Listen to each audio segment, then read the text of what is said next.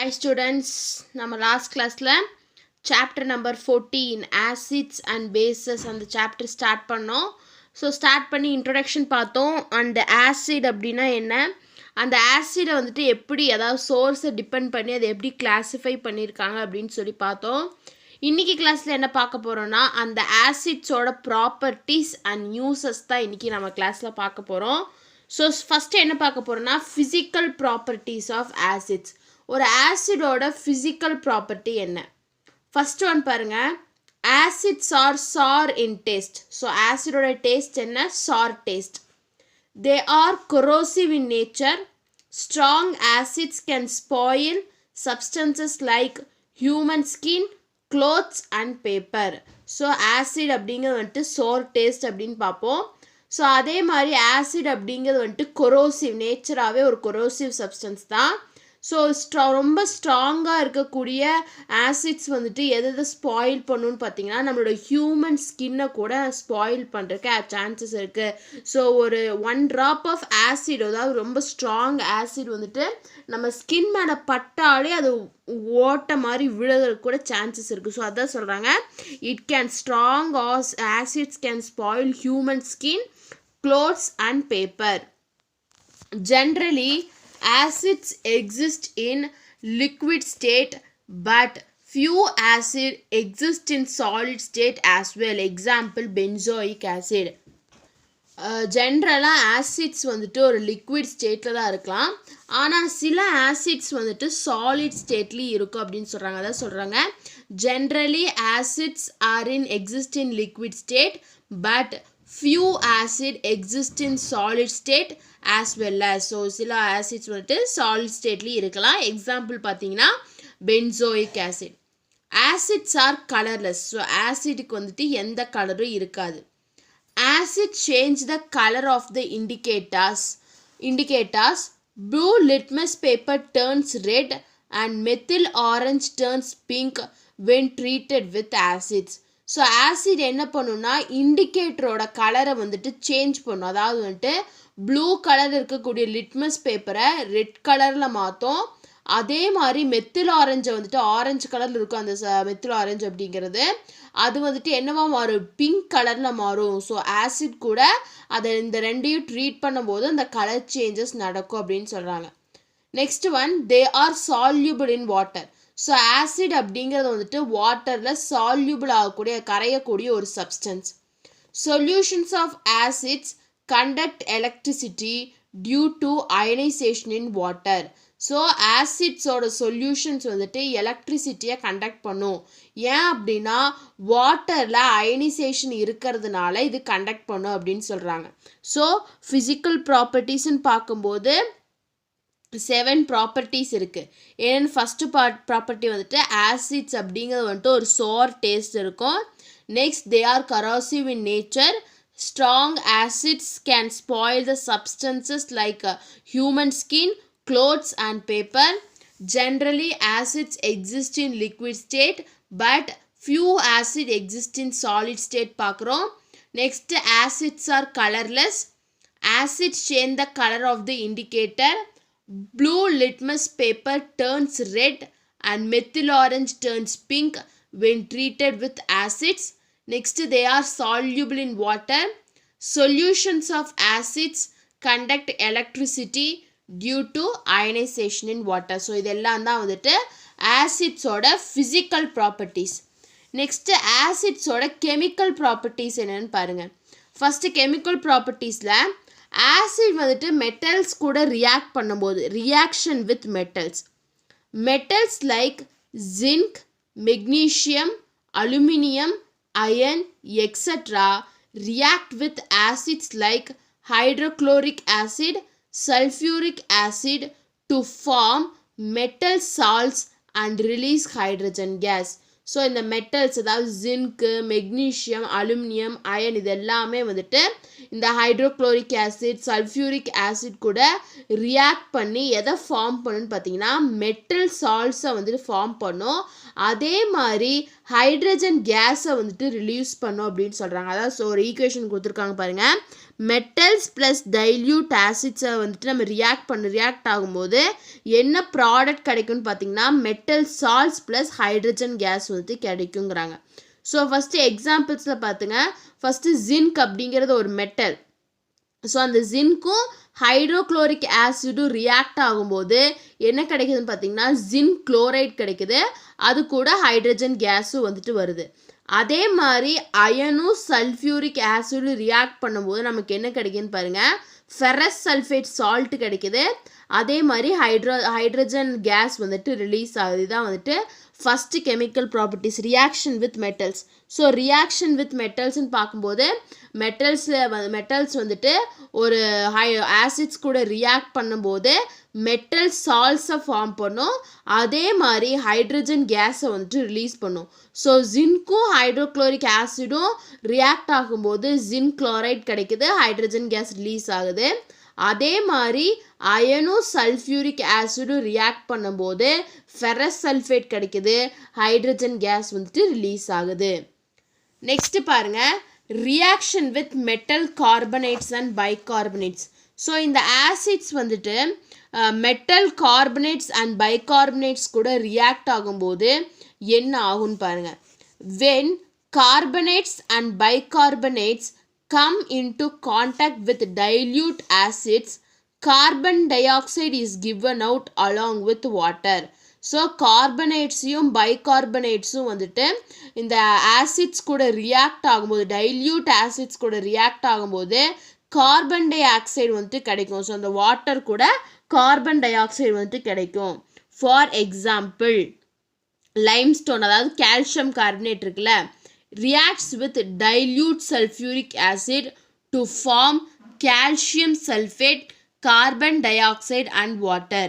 So வந்துட்டு limestone அதாவது calcium carbonate வந்துட்டு டைல்யூட் சல்ஃபியூரிக் ஆசிடில் வந்துட்டு ரியாக்ட் பண்ணும்போது என்ன கிடைக்குதுன்னு பாருங்கள். கால்சியம் சல்ஃபேட் கிடைக்குது, கார்பன் டை ஆக்சைடு வருது அண்ட் வாட்டர் கிடைக்குது. அதாவது பாருங்கள் கால்சியம் கார்பனேட்டோட ஃபார்முலா CaCO3 ப்ளஸ் சல்ஃபியூரிக் ஆசிடோடது H2SO4 டைல்யூட் சல்ஃபியூரிக் ஆசிட். இந்த ரெண்டுலேயும் ரியாக்ஷன் நடக்கும்போது நமக்கு என்ன கிடைக்குதுன்னா கால்சியம் சல்ஃபேட் CaSO4 கிடைக்குது, கார்பன் டை ஆக்சைடு CO2 கிடைக்குது, வாட்டர் வந்துட்டு நமக்கு கிடைக்குது. ஸோ இது இப்படி தான் வந்துட்டு கார்பனேட்ஸ் மெட்டல் கார்பனேட்ஸ் கூடயும் பைகார்பனேட்ஸ் கூடயும் இது ரியாக்ட் பண்ணும்போது இந்த ப்ராடக்ட்ஸ் வந்துட்டு கிடைக்கும்னு சொல்கிறாங்க.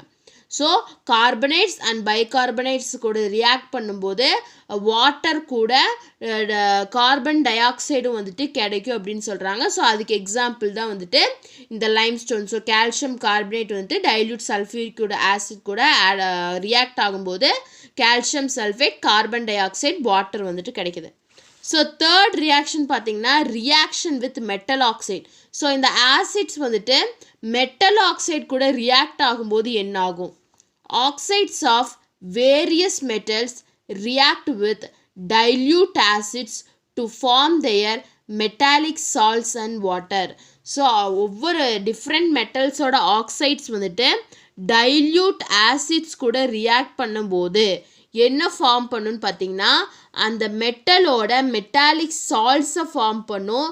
அது கூட வாட்டரும் நமக்கு ஒரு ப்ராடக்டாக கிடைக்கும்னு சொல்கிறாங்க. அதான் சொல்லியிருக்காங்க metal oxides plus dilute acid. So எந்த ஆசிடாக இருக்கலாம், எந்த மெட்டலோட ஆக்சைடாக இருக்கலாம், ரெண்டும் ரியாக்ட் பண்ணும்போது நமக்கு என்ன கிடைக்கும்னா மெட்டல் சால்ட்டும் வாட்டரும் கிடைக்கும்.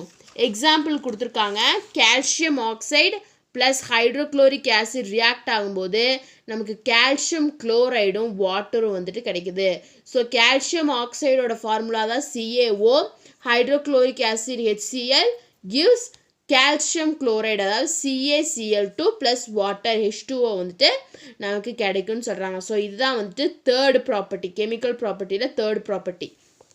ஸோ கெமிக்கல் ப்ராப்பர்ட்டிஸ் ஆஃப் ஆசிட்ஸ்னு பார்க்கும்போது first one is reaction with metals கூட எப்படி ரியாக்ட் ஆகுது. Second one is reaction with metal carbonates and bicarbonates. Third one is reaction with metal oxide. So இந்த 3 அணுத்து கூட அதாவது மெட்டல்ஸ் கூட மெட்டல் ஆக்சைட்ஸ் கூட மெட்டல் கார்பனேட்ஸ் அண்ட் பைகார்பனேட்ஸ் கூட ரியாக்ட் ஆகும்போது என்ன சப்ஸ்டன்ஸ் வருதுன்னு பார்த்தோம். ஸோ இதான் வந்துட்டு properties of acid. So physical properties 7 points and chemical ப்ராப்பர்ட்டிஸில் 3 பாயிண்ட்ஸ். ஸோ ரொம்பவே முக்கியம் ஆசிட்ஸோட ப்ராப்பர்ட்டிஸ். நெக்ஸ்ட்டு பாருங்கள் யூசஸ் ஆஃப் ஆசிட்ஸ். இந்த ஆசிட்ஸோட யூசஸ் என்ன? Hydrochloric acid present in our stomach helps in the digestion of food materials. So நம்ம எல்லாத்துக்குமே தெரியும் நம்மளோட ஸ்டொமக்கில் என்ன இருக்குது, ஹைட்ரோக்ளோரிக் ஆசிட் இருக்குது. ஸோ இந்த ஹைட்ரோக்ளோரிக் ஆசிட் எதுக்கு ஹெல்ப் பண்ணுதுன்னு பார்த்தீங்கன்னா நம்ம எடுத்துக்கக்கூடிய ஃபுட்டு வந்துட்டு டைஜஸ்ட் ஆகிறதுக்கு ஹெல்ப் பண்ணுதுன்னு சொல்கிறாங்க. அதான் சொல்கிறாங்க hydrochloric acid present in our stomach helps in the digestion of food materials. Vinegar அதாவது அசிட்டிக் ஆசிட் இருக்குல்ல அதான் vinegar. Vinegar is used to preserve food materials. So வினிகரை எதுக்கு நம்ம யூஸ் பண்ணுவோம், நம்ம ப்ரிப்பேர் பண்ணக்கூடிய ஃபுட் மெட்டீரியல்ஸை ப்ரிசர்வ் பண்ணுறதுக்காக அந்த வினிகரை யூஸ் பண்ணுவோம். Next one is benzoic acid. Benzoic acid is also use to preserve food materials like pickles. அதாவது பிக்கிள்ஸ் அப்படின்னா ஊறுகாய். ஸோ அந்த ஊறுகாயை வந்துட்டு ப்ரிசர்வ் பண்ணுறதுக்கு அதோட ஷெல்ஃப் லைஃப்பை வந்துட்டு நிறைய நாள் கொண்டு வரக்காக இந்த பென்சோயிக் ஆசிடை வந்துட்டு அதை யூஸ் பண்ணுறாங்க. Sodium or potassium salts of higher fatty acid are used to make washing and bathing soaps. So sodium potassium salts அதில் வந்துட்டு ரொம்ப ஹையர் ஃபேட்டி ஆசிட் கண்டென்ட் இருக்கும். அது எதுக்கு யூஸ் பண்ணுறாங்கன்னு பார்த்தீங்கன்னா வாஷிங் அண்ட் பாத்திங் சோப்ஸ், நம்ம வீட்டில் க்ளோத் வாஷ் பண்ணுறதுக்கு யூஸ் பண்ணுற சோப்லேயும் நம்ம குளிக்கிறதுக்கு யூஸ் பண்ணுற சோப்போட ப்ரிப்பரேஷன்லேயும் வந்துட்டு இந்த சோடியம் அண்ட் பொட்டாசியம் சால்ட்ஸை வந்துட்டு யூஸ் பண்ணுறாங்க. Sulphuric acid is called the king of chemicals. It is an effective dehydrating agent. It is used in various industries to make detergents, paints, fertilizers and many more chemicals. So king of chemicals அப்படின்னு சொல்லி நம்ம எதை சொல்லுவோம்னா sulphuric ஆசிடை தான் வந்துட்டு king of chemicals அப்படின்னு சொல்லுவோம். So இது எதுக்கு யூஸ் ஆகுதுன்னு, இது வந்துட்டு ஒரு ரொம்ப எஃபெக்டிவான ஒரு டீஹைட்ரேட்டிங் ஏஜென்ட்டு.